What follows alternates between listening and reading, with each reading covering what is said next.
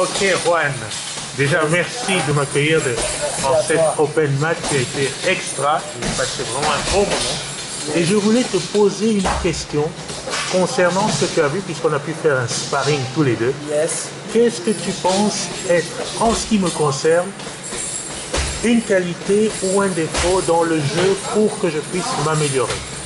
Alors, comme j'ai dit, ta qualité, c'est que tu arrives à bien contrer les passages, à bien contrer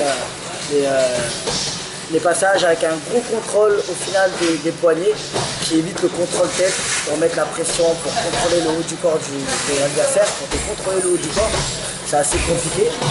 Ce qui peut être aussi un défaut puisque tu le fais un peu trop tard. Okay.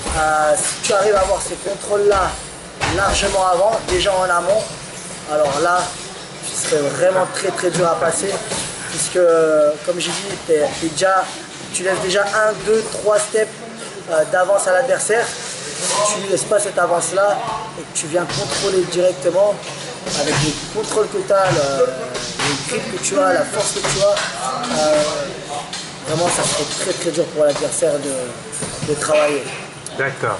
Essayer de bien le faire réagir selon ton style parce que, comme tu m'as dit, tu n'aimes pas trop être trop agressif dès le début et faire des actions-réactions selon les réactions qu'il va avoir une solution 1, une solution 2, une solution 3, voire 4, 5 et contrôler selon ces différentes réactions. Contrôler ou attaquer selon ces différentes réactions. Voilà. Super. Alors, pour juste aller dans ton sens, j'ai cette timidité, comme tu viens de le noter aussi, dans le sens où je ne suis pas agressif au début. Et une solution à ça, tu m'as parlé de contrôle. Voilà.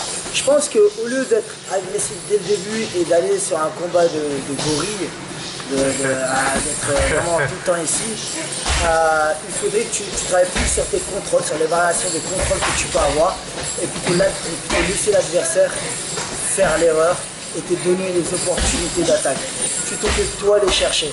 Puisque c'est vrai que des fois quand on tombe dans une ceinture blanche, quand on veut essayer d'attaquer, ce qu'ils vont faire c'est que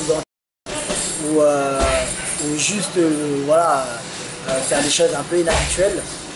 Donc je pense que tu devrais plutôt te focaliser sur le travail de contrôle et laisser l'adversaire, selon le contrôle que tu vas avoir, faire les petites erreurs, sans t'affoler.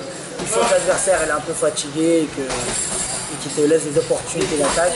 Là c'est le moment de essayer.